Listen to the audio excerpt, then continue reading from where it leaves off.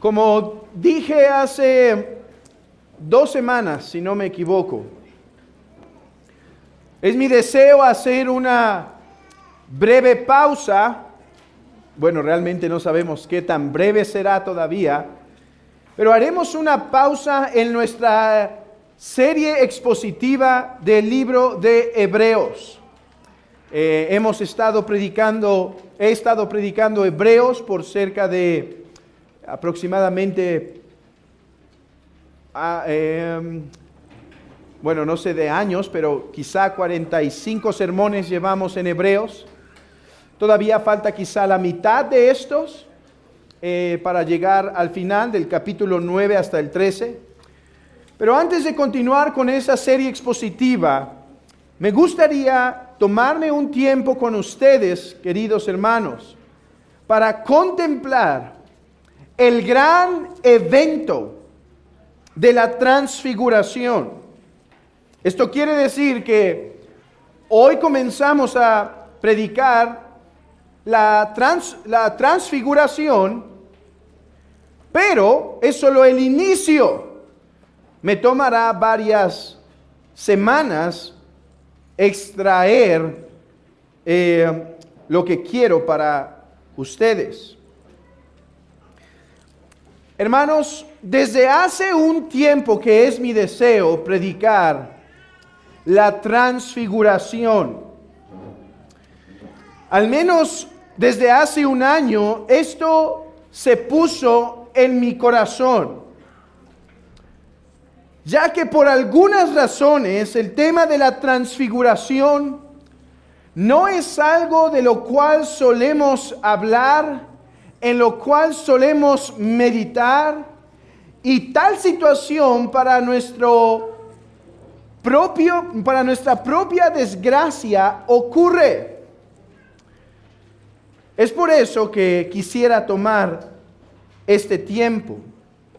Ahora, aunque desde hace un año estaba esta carga en mi corazón, no lo había hecho porque quería estudiar más sobre el tema, leer, impregnarme más de lo que han dicho los antiguos sobre esto. Y ahora lo considero el momento adecuado porque me encontraba esperando un recurso en particular que sería publicado hasta febrero del 2024. Y finalmente que salió a la vista, este recurso ha complementado, ha enriquecido mi entendimiento sobre la transfiguración. De hecho, digo esto no solo para explicar por qué me tardé en hablar de este tema, sino también para anunciar que cualquier parecido que encuentren entre mis exposiciones y el libro de un autor llamado Patrick Schreiner, de su libro La Transfiguración, se debe porque realmente de ahí bebí, no únicamente de ahí, pero sí como un recurso principal para ampliar mi entendimiento y mi comprensión de la transfiguración. Así que habiendo tomado ese tiempo de meditar en la transfiguración, es mi deseo poderles transmitir la belleza, la profundidad, la riqueza de este evento tan ajeno en ocasiones para nosotros.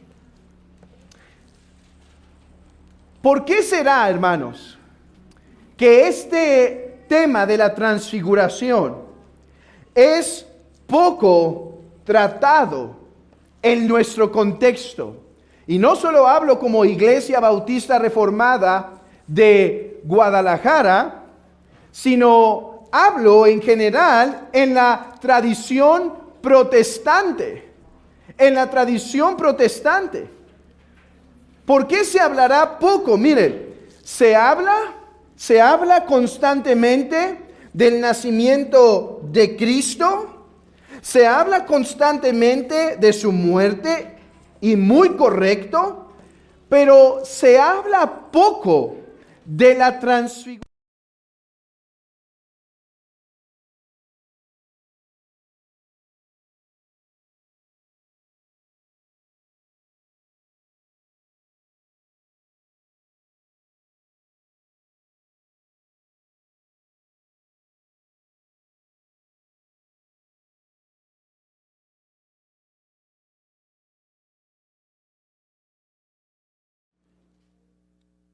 Realmente vino a este mundo y en la transfiguración vimos su gloria, gloria como del unigénito del Padre. Y ahí tenemos la imagen, hermanos. ¿Qué imagen? Cristo brillando. Cristo brillando con vestidos blancos y su rostro mismo resplandeciendo como más blanco que aquellos que los lavadores pueden producir, dice otro texto en Lucas y en Marcos. Y se escuchó una voz del cielo. En ocasiones entonces puedo decir que somos disuadidos de meditar en la transfiguración porque hemos sido infectados por el naturalismo y nos cuesta confesar nuestra fe supranatural. 2. Antimisterio, antimístico. Hermanos, mi segunda adivinación de por qué en nuestros días meditamos poco en la transfiguración es que este texto está rodeado de misterio y en ocasiones no tenemos paciencia para él. No tenemos suficiente paciencia para ese misterio, hermanos. Lo que pasó es algo peculiar. Cristo toma a tres. Después de 6 días, interesantemente, otro evangelista dice después de 8. ¿Por qué dice después de 8? Veremos esto después. Y las implicaciones teológicas de lo que dice uno y de lo que dice otro. Y después se sube al monte. ¿Qué es el monte? ¿Qué ocurre en el monte a través de la historia? Y después brilla delante de ellos con un resplandor que después al escuchar la voz de Dios los hombres caen. Hay misterio en ese evento. Hay misterio. Y en ocasiones eso nos hace no acercarnos. No nos permite tomar y meditar el tiempo. Nos gustan los eventos claros. Alimentó a muchos, ya. Nos gusta escuchar, sí, caminó por las aguas, ya. Pero este evento que tiene muchas imágenes, mucho simbolismo, está cargado de simbolismo. Y quizá esta sería una tercera razón, pero déjenme meterla en esta misma. Nos acercamos poco a la transfiguración porque no estamos capacitados con una buena enseñanza del Antiguo Testamento como para acercarnos al texto y ver toda la tipología y el simbolismo que encontramos aquí. Todo, hermanos. Y por eso es que nos vamos a tomar tiempo, porque todo está cargado de símbolos. Agustín dijo que los símbolos son aquellas cosas que dicen algo para referirnos a algo más. Bueno, cuando dice que subió y había 6 días es porque estaba transmitiéndonos una verdad más. Cuando dice que su rostro, ¿qué pasa en la historia de la redención con el tema del rostro de Jehová? ¿Qué es eso del rostro? Dice, y lo veremos cara a cara. Pero solo les estoy dando pequeños anticipos para que su apetito se abra, porque ahora solo estoy diciendo la razón por la cual no solemos acercarnos al tema de la transfiguración. 3. Somos anti-imágenes. Somos anti-imágenes. Y eso nos estorba para acercarnos al texto. A ver. Yo estoy totalmente tranquilo en decir esto. Que seamos o que seas en tu postura alguien que está en contra de las imágenes de Cristo, no te debería limitar para acercarte a este texto. Pero la verdad es que a veces nuestra postura hacia las imágenes de Cristo es lo que nos repele de quedarnos aquí y contemplar. ¿Por qué? Porque, hermanos, para entender este texto e enriquecerlo necesitamos nuestra imaginación. Hermanos, ni de la resurrección se da tantos detalles sobre Jesús. De hecho, ¿cómo lucía Jesús cuando resucitó? Yo te diría, no vayas a Mateo 27 y 28, ve a Mateo 17. Ese es el propósito de Mateo 17. Decirte cómo lucía. Claro, no nos da detalles y nos dice cómo parecía, pero nos dice que su rostro brillaba. En ocasiones nuestro antiimágenes es lo que nos repele, pues no sabemos cómo acercarnos a este texto sin quebrantar ese mandamiento, y entonces mejor lo intentamos leer en blanco para que nuestra mente no tenga que posarse aquí y vayamos a pecar contra el Señor, a traer una imagen incorrecta. Buena motivación. Qué bueno que seas cuidadoso al respecto. Pero solo estoy diciendo que muchas veces esto es lo que nos detiene de contemplar con profundidad la transfiguración. Ahora, en último lugar, y este no es un anti, sino más bien solemos enfatizar como iglesia tanto la cruz y la resurrección, que nos olvidamos muchas veces de lo que pasó antes. Nos olvidamos en ocasiones de la importancia del nacimiento virginal de Cristo. Nos olvidamos en ocasiones de la importancia del bautismo de Jesús. Nos olvidamos en ocasiones de toda la obediencia y toda la vida que experimentó Jesús. Y nuestro enfoque en ocasiones tan extremo o tan desequilibrado, podríamos decir, solo en temas de la cruz y el perdón de pecados, es lo que no nos permite admirar muchas veces la riqueza de la transfiguración, porque pensamos que tiene énfasis, los cuales nosotros no tenemos. ¿Cuál es énfasis? Por ejemplo, claro, este texto va a hablar mucho de la santificación, de la purificación del alma, de la realidad de la promesa que está por cumplirse. Pero como demostraré hoy, pero no excluye los temas de la cruz y demás. Pero en ocasiones es ese énfasis que tenemos, que nos preguntamos, ok, ¿y para qué pasar tiempo meditando la transfiguración? De hecho, hermano, yo estoy seguro de algo. Si yo te dijera, nombra los 5 eventos más importantes de la vida de Cristo, estoy seguro que en esa lista de los eventos más importantes no estaría la transfiguración. Pienso. Es más, me atrevo a decir que los primeros 10 eventos, si te dijera, enumera los 10 eventos más importantes, pocas veces se mencionaría la transfiguración, porque para nosotros muchas veces la transfiguración no tiene algo que enseñarnos respecto al perdón de pecados, respecto a la justificación, y por lo tanto podemos ignorarlo. Bueno, lo que es una realidad es que este pasaje es importante. ¿Cómo lo sabemos? Los evangelistas Mateo, Marcos y Lucas, los tres lo exponen y tomando vasta cantidad de versículos para hacerlo.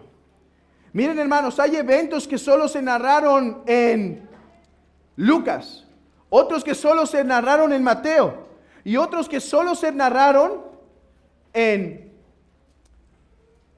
Marcos. Me falta, ¿verdad? Pero este se narra en todos. Ahora, tú dirás, bueno, pero quizá no es tan importante porque no se narra en los 4. Hay pocos eventos que sí se narra en los 4. Bueno, el nacimiento virginal de Cristo no lo tenemos explícito. ¿En dónde? En Juan. Así que cuidado con eso. Por otro lado, puedo responder diferente. Estoy convencido que la imagen de Juan 1 y todo el texto, así lo interpretó alguien, que todo Juan es casi una teología de la transfiguración. Por eso empieza con tantas imágenes de luz. Y vimos su gloria. ¿Cuándo vio Juan su gloria? Gloria como del unigénito del Padre. ¿Cuándo Juan escuchó, este es mi Hijo amado? Además, el Apocalipsis está lleno nuevamente de esta imagen del rostro glorioso. Por otro lado, el apóstol Pedro, en 2 de Pedro, capítulo 1, vuelve a mencionar el tema de la transfiguración como uno de los testimonios más seguros que tenemos respecto a la persona y obra de Cristo. Hermanos, el tema de la transfiguración es importante porque se menciona en todo el Nuevo Testamento. 2, porque es el cumplimiento de una promesa esperada. 3, porque es un evento rico para la iglesia, rico en doctrina, rico en esperanza, rico en exhortación, rico en consolación. Es un texto relevante para la iglesia del Señor. Hermanos, esa fue mi introducción. No se preocupen. En 25 minutos habré acabado el resto del sermón. Hoy requería una introducción más amplia para poderles exponer por qué quiero hablar de la transfiguración, por qué estamos tan alejados de la transfiguración y cuál es la relevancia y la importancia de este evento. En lo que resta de tiempo, estos 25 minutos o menos, yo quiero avanzar con ustedes en 3 cosas: ver el contexto, el propósito y hacerles una invitación. Subamos. Contexto, propósito y una invitación. Subamos, hermanos, subamos al monte Tabor, al monte de la transfiguración. Abran sus Biblias nuevamente en Mateo. Quiero apercibirlos del contexto en el cual se da este evento. Y nos podemos enfocar en Mateo porque en Marcos y Lucas ocurre exactamente lo mismo. Creo que hay una pequeña variación, si no me equivoco es el Marcos que no se menciona, no sé si es lo de Elías, pero es solo una pequeña variación. Así que Mateo es una buena guía. Mateo 16, abran sus Biblias ahí. Mateo 16, pongámonos en contexto. Versículo 13 al versículo 20. ¿Qué tenemos? La confesión de Pedro. Jesús pregunta, versículo 13, ¿quién dicen los hombres que es el Hijo del Hombre? Y entonces contestan los discípulos, versículo 14, unos Juan el Bautista, otro Elías y otros Jeremías o alguno de los profetas. Bueno, ¿y ustedes quién dicen que soy? Y entonces Pedro contesta, tú eres el Cristo, el Hijo del Dios viviente. Y entonces confirma, bienaventurado porque esto no te lo reveló ni sangre ni carne, sino mi Padre que está en los cielos. Muy bien, ¿qué sigue? En el versículo 21 al 23 tenemos una predicción de su muerte. Algo chocante, queridos hermanos, entendamos que esto fue algo chocante.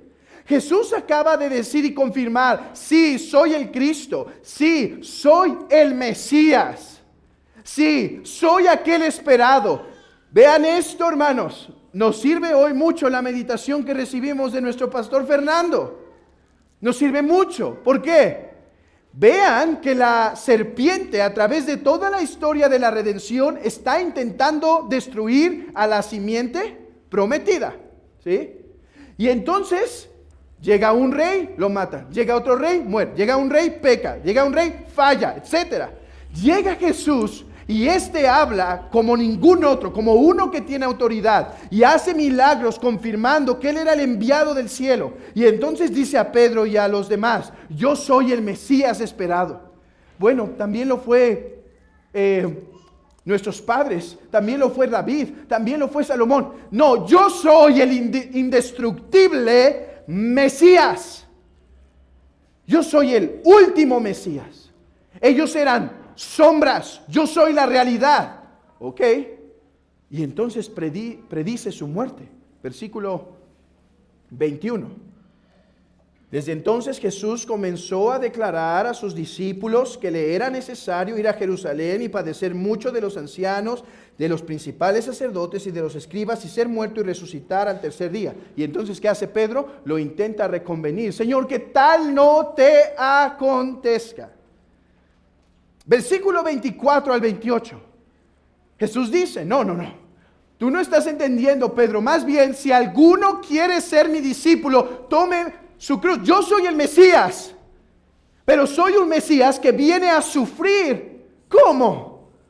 Sí, y soy un Mesías cuyos seguidores también toman la cruz. Entonces tú no eres el Mesías, porque nuestro Mesías decía ser indestructible. Nuestro Mesías no nos prometía una cruz, nos prometía coronas, paz, tranquilidad, gozo, restauración, ser librados del dominio de Roma, ser librados de los poderes de este mundo. Tú no eres el Mesías, es lo que podría pensar el pueblo. Él dice: ¿quieren ser mis seguidores? Mis seguidores no toman espadas, toman cruz. Versículo 17, 1 al 8, la transfiguración. ¿Por qué ocurre la transfiguración aquí?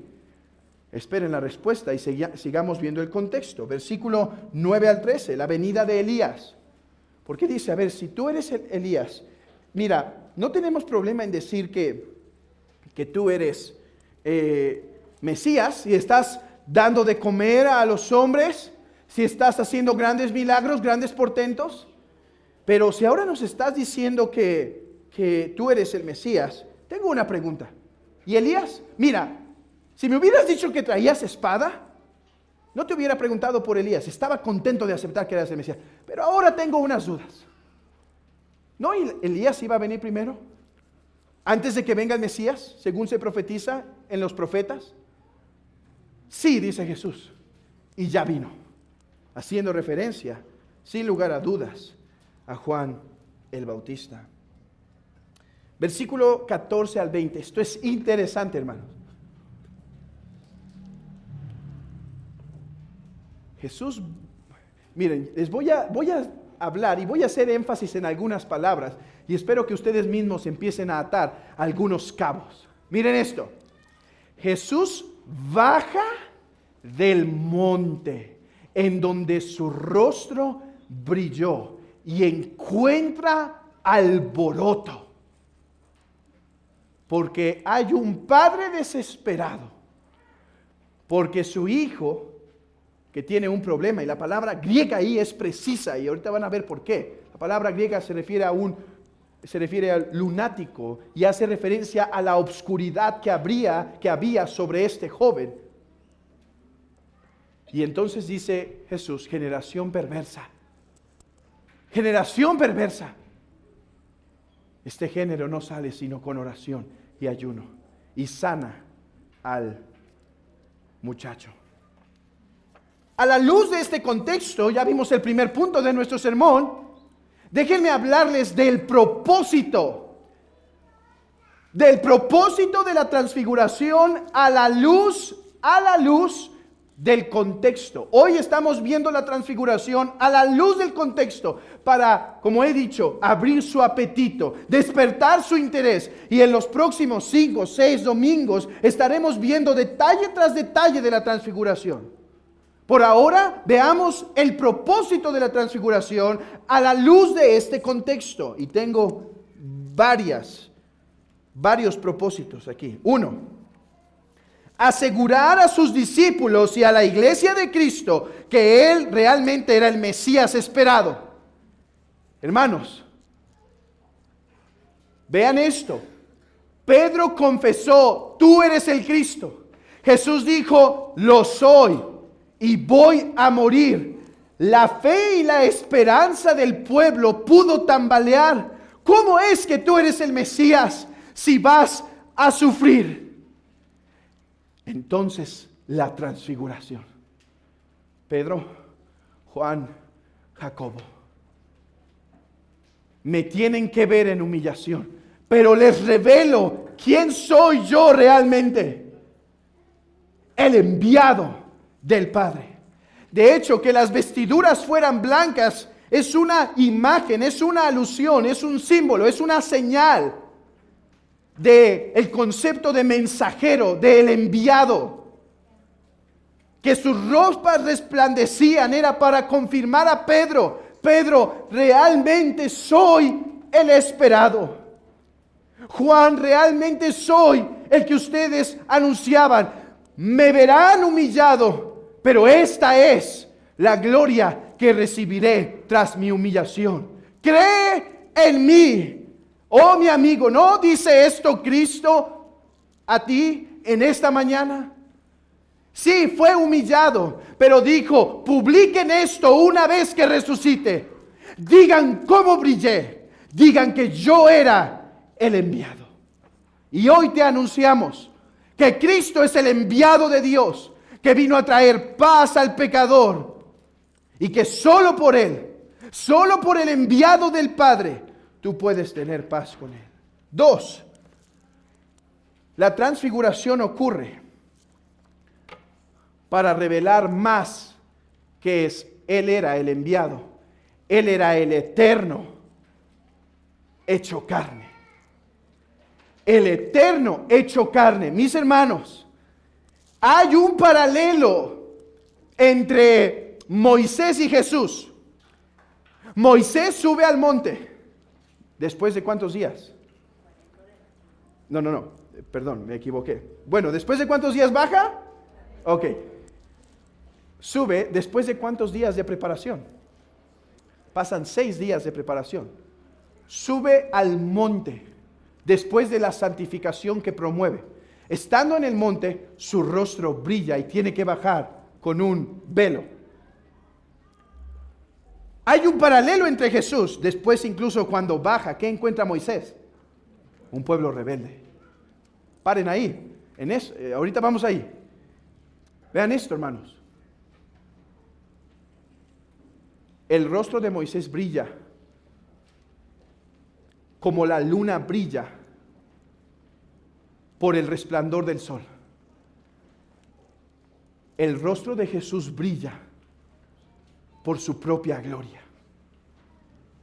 La transfiguración no solo confirma que Jesús es el Mesías, la transfiguración confirma que Jesús es el Mesías, Hijo de Dios, eternamente. De aquí es de donde tomaron nuestros padres en la fe aquel dicho: luz de luz. La luz de Moisés es como la luna que resplandece por la gloria del sol. La luz de Cristo es la del mismo sol. Él es luz de luz, Dios verdadero de Dios verdadero, engendrado, no creado, de la misma naturaleza del Padre. La transfiguración ocurre para ayudar nuestra mente débil, y hacernos saber que no solo Él es Mesías, Él es Dios en la carne. Él es Dios en la carne. ¿Qué hará nuestra meditación en la transfiguración? Enriquecer nuestra cristología. Eso quiero hacer en la iglesia.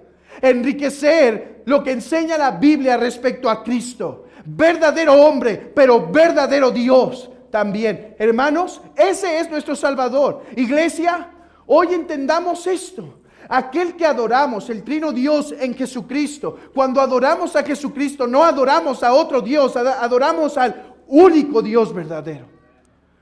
Y para eso nos reunimos hoy. Hoy no nos reunimos para escuchar simplemente a un hombre, sino para escuchar un mensaje que inflame nuestros corazones, para adorar al Trino Dios en la faz de Jesucristo. Hermanos, ese es tu Dios, Qué consuelo para Pedro, Juan y Jacobo. Les acaba de decir, voy a morir, voy a ser maltratado por los de aquí. Imagínense el pensamiento de Pedro y Juan. No tiene poder. Quizá no tiene poder nuestro Mesías. Lo amamos, pero simplemente no tiene la fuerza para rescatarnos. Oh, no te equivoques. Me transfiguro delante de ti para que entiendas. Yo soy el creador. Yo soy el indestructible. Yo no soy como el rey que escucharon hoy mis hermanos, dice Jesús. Yo no soy como ese rey. Miren, lo van a guardar a Joás, lo van a guardar, lo van a proteger, porque otra vez la serpiente lo quiere aplastar. Y lo va a lograr con esos. Van a morir, van a pecar. Y ahora viene el Mesías y todos están espantados. Este es otro Mesías que va a morir. No, yo soy el indestructible. Yo soy el gran yo soy. Yo soy Jehová, su Salvador. ¿Qué hará la transfiguración en nuestros corazones? ¿Qué deberá hacer la transfiguración? Enriquecer nuestra visión de Cristo y darnos esperanza. En tercer lugar, mostrará el cumplimiento de la gran promesa de ver a Dios. Mis hermanos, ¿qué hizo Juan, Pedro y Jacobo? Experimentaron lo que se llama la visión beatífica. Desde el principio lo que el hombre quiere hacer es ver a Dios.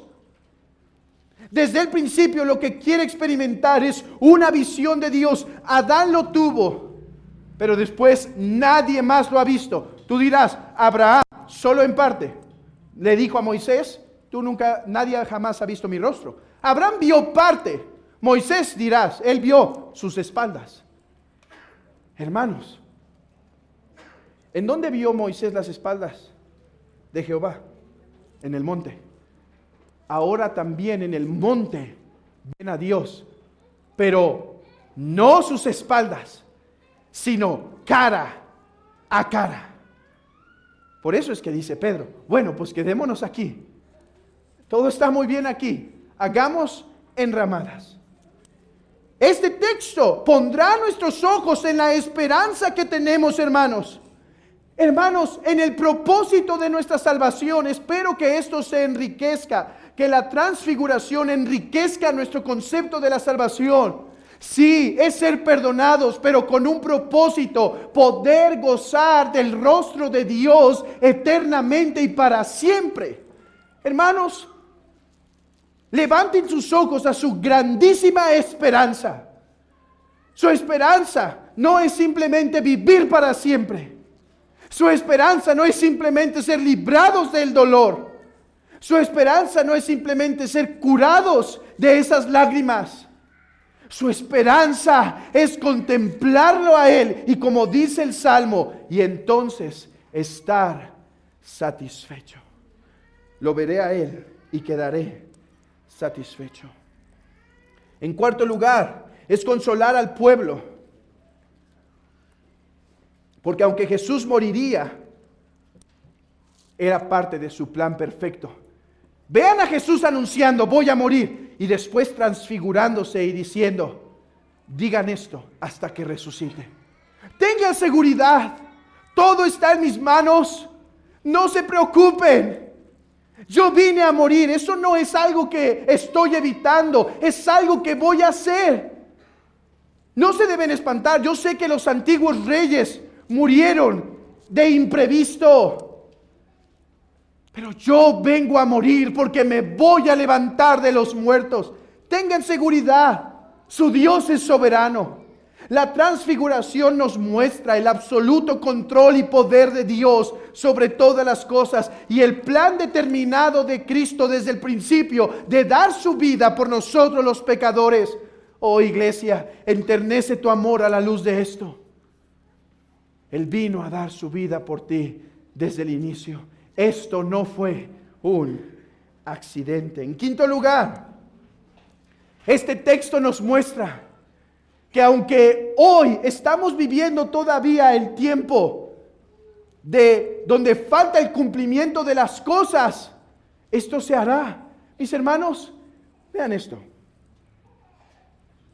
Desde la caída, el poder oscuro tomó autoridad sobre el mundo. Solo había una luz, la revelación de Dios en Israel. Pero incluso Israel tenía problemas con eso. Bueno, Jesús sube, se transfigura, dice, después de resucitado, anuncien esto, baja y encuentra nuevamente obscuridad. Dice que había un lunático, alguien sobre quien se ponía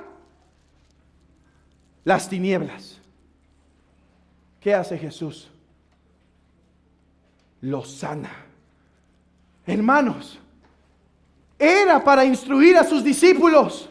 Sí, voy a morir, pero vean mi transfiguración. Voy a resucitar. A través de mi muerte y resurrección, yo restauraré todas las cosas. ¿Vieron mi gloria allá arriba? ¿Vieron cómo me presenté ante ustedes y restauré por un momento el cosmos? Bueno, ahora que bajo vuelve a haber tinieblas, pero sepan esto, el cosmos será restaurado. Las tinieblas no prevalecerán, pero esto es a través de mi muerte y de mi resurrección. Las cosas serán restauradas. Hermanos, en otras palabras, déjenme decirlo más sencillo. Jesús promete que seremos transformados. Hemos sido transformados. Estamos siendo transformados y seremos finalmente transformados. La palabra por transfiguración, que hablaré después de esto con más detalle en otra ocasión, es la palabra metamorfosis, que no les será muy extraña por ciertas obras que existen hoy sobre eso. De hecho, desde la antigüedad ya había un hombre llamado Ovidio que escribió sobre la metamorfosis, y otra obra de Apuleyo que se llama El asno de oro. Y en nuestros días hay un autor llamado Kafka que también escribió, bueno, no en nuestros días, siglo pasado, que escribió una obra sobre metamorfosis, que quiere decir transformación. Bueno, es interesante que la palabra metamorfosis es la misma palabra que usa el apóstol Pablo en 1 Corintios para decir que nosotros estamos siendo transformados de gloria en gloria. Estamos siendo metamorfosis de gloria en gloria. Estamos siendo transfigurados por la participación que tenemos con Cristo.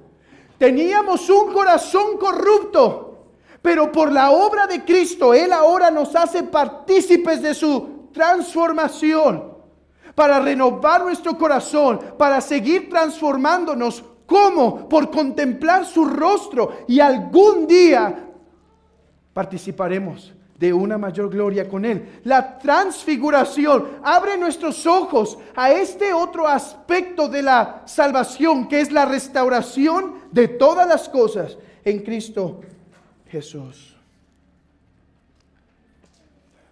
Correré para cumplir mi palabra y para no dejarlos desfallecer. Pablo podría dejar que las personas cayeran al suelo y después las levantaba. Yo no, y hay algunos rostros que ahora me empiezan a preocupar. Así que déjenme avanzar aquí con esto, diciendo que además nos demuestra que en Cristo viene la máxima revelación de todas las cosas. Ok, contexto. En segundo lugar, propósito de la transfiguración. Hermanos, espero que esta mañana, miren, mi propósito esta mañana ha sido un poco introductorio a todo lo que vamos a ver. Pero espero que en el proceso sus corazones estén alentados para adorar al Cristo que ahora está transfigurado, por así decirlo, para siempre. Hoy adoras a este Cristo de Mateo 17, hermano. No más al Cristo de la cruz. Sí, el Cristo que pasó por la cruz, pero que ahora está en gloria, en poder. Renueva tus fuerzas, renueva tu corazón, renueva tu aliento, mi hermano. Porque es a este Cristo al cual te invito a adorar. Te invito y te digo, subamos al monte Tabor. Hermano, vamos al monte de la transfiguración. Pero dos cosas tengo que decir al respecto. Uno, no puedes ir al monte Tabor sin el monte Calvario. Muchos no meditan en la transfiguración porque piensan que está desconectada con la cruz. El contexto nos demuestra lo contrario, ¿no es cierto? Hubo revelación de la transfiguración para consolar a su pueblo a la luz de anunciarles su muerte en la cruz. Moisés contempló la gloria después de haber matado el cordero. Moisés contempló la gloria después de haber puesto sangre en los dinteles. Es solo después del monte Calvario que se encuentra el monte Tabor. Y se dice el monte Tabor por un salmo que veremos después, donde se dice en el monte Hermón y en el monte Tabor habrá gran gozo. Se dice, la tradición comenta que fue cerca de Ebor donde ocurre el bautismo, y en el monte Tabor donde ocurre la transfiguración. Así que a eso me refiero cuando digo eso. No puedes ir al monte Tabor sin la obediencia de Cristo en el monte Hermón, ni su sacrificio en el monte Calvario. Amigo, ¿es tu deseo contemplar y vivir satisfecho al contemplar la gloria y hermosura de Cristo?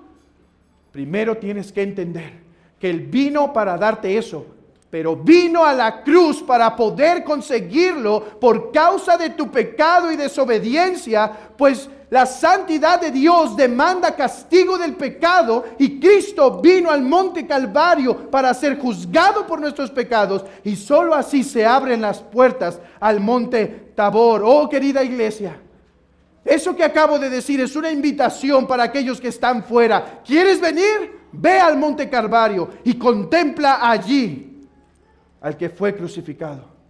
Pero esto es también un aliento y una instrucción para ustedes, querida iglesia. Porque la única razón por la que puedes ir al monte Tabor es porque has visto el monte Calvario. La única razón porque tienes la esperanza de contemplar el rostro de Dios como Pedro, Jacobo y Juan,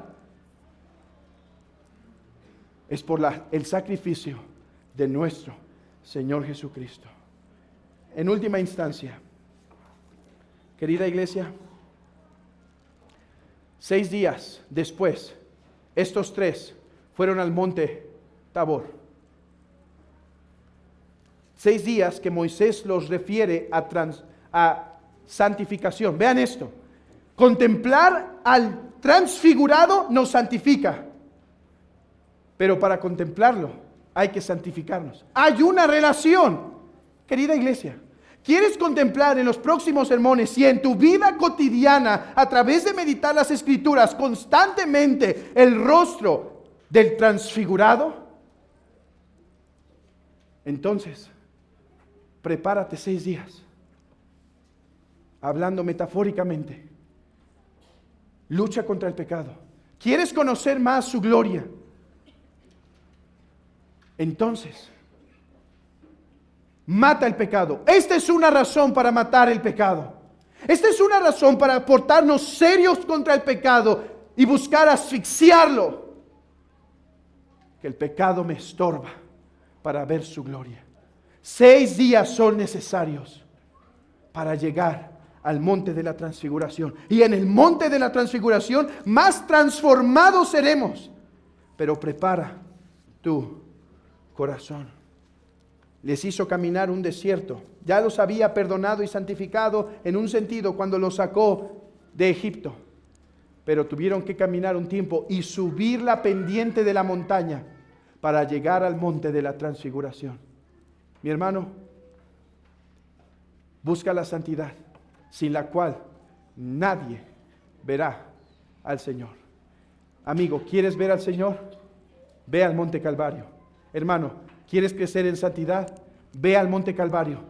Pásate al monte de la transfiguración y vive entre estos dos, contemplando lo que Él hizo en la cruz, lo que Él reveló en Tabor, y asomándote a lo que hará en el monte eterno de la vida eterna que nos espera. Que la iglesia sea consolada y alentada con estas palabras. Y el que tiene oídos para oír, oiga lo que el Espíritu dice a la iglesia. Oremos a Dios.